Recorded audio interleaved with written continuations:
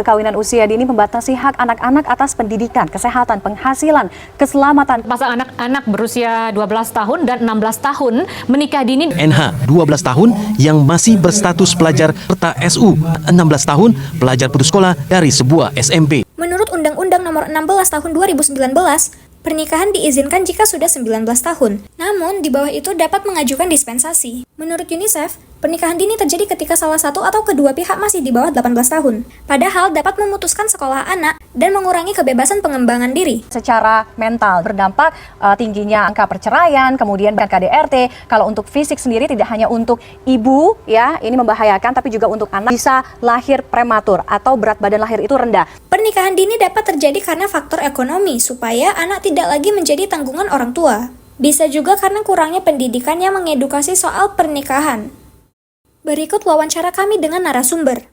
Menurut aku pribadi, pernikahan dini itu pernikahan antara orang yang belum di usia legal. Jadi mungkin sekitar 19 atau 18 tahun ke bawah yang masih anak-anak sekolah gitu. Di lingkungan aku sendiri pernah terjadi pernikahan dini. Ada teman satu sekolah aku sendiri hamil di luar pernikahan dengan pacarnya waktu itu, yang akhirnya dia harus putus sekolah.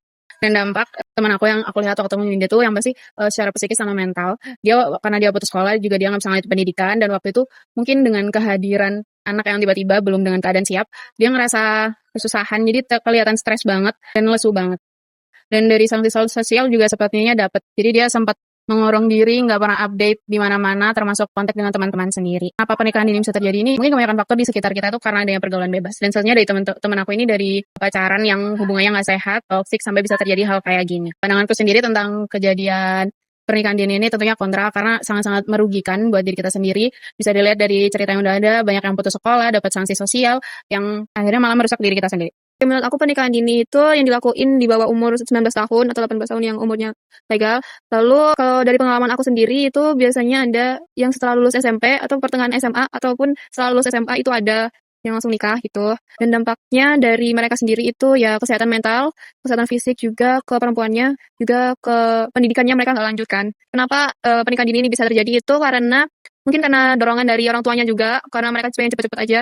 Terus juga dari pengaruh budaya, pengaruh ekonomi juga, terus juga bisa juga hamil duluan gitu. Kalau aku sih kontra ya, karena juga banyak kerugiannya daripada manfaatnya gitu. Pernikahan dini itu merupakan pernikahan yang masih belum memasuki usia produktif menikah. Di Indonesia sendiri itu pernikahan dini itu harusnya di bawah usia 21 untuk perempuan, di bawah 25 untuk laki-laki. Di lingkunganku sendiri itu di salah satu desa di Kabupaten Tanah Datar itu ada satu desa itu yang masih membudayakan pernikahan dini para anak yang bahkan masih berusia 12-13 tahun itu sudah menikah dan bahkan sudah punya anak sendiri. Penglihatanku untuk dampak pada orang-orang yang mengalami pernikahan dini ini itu mereka di lingkungan mereka itu mereka punya kelainan yaitu albino, dan mereka menikah dengan sesama mereka sehingga keturunan albino mereka itu terus berlanjut sampai sekarang. Dan ibunya mengalami komplikasi saat melahirkan. Mereka itu kurang sehat karena kekurangan nutrisi, bahkan anak-anak itu yang lahirnya itu tidak normal, cacat atau bahkan sampai meninggal karena memang kurang nutrisi dari si ibunya dan si ayahnya karena memang belum mencukupi usia pernikahan. Dari sisi ekonomi sendiri itu mereka belum cukup mapan untuk bisa menghidupi keluarga mereka, jadi banyak anak-anak mereka itu yang masih kekurangan gizi dan mengalami busung lapar gitu. Nah dari segi pendidikan sendiri, karena pendidikan situ itu masih belum terlalu banyak di desa itu,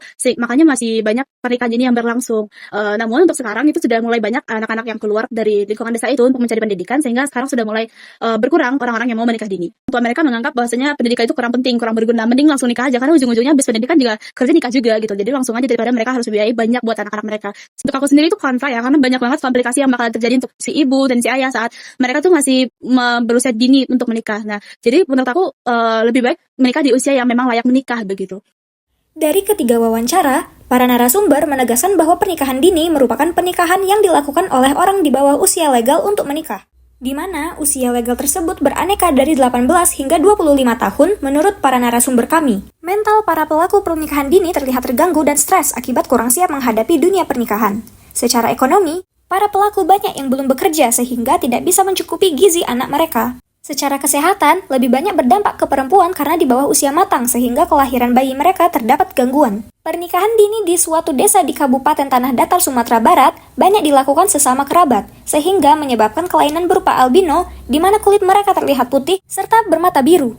Dari hasil wawancara, pernikahan dini dapat terjadi karena kehamilan di luar nikah, tekanan keluarga karena faktor ekonomi, ataupun merupakan budaya yang sudah sering dilakukan di lingkungan tersebut. Ketiga narasumber kami kontra terhadap pernikahan dini. Semoga video ini dapat menjadi refleksi untuk memahami pentingnya kesiapan mental, fisik, dan finansial sebelum ke jenjang pernikahan.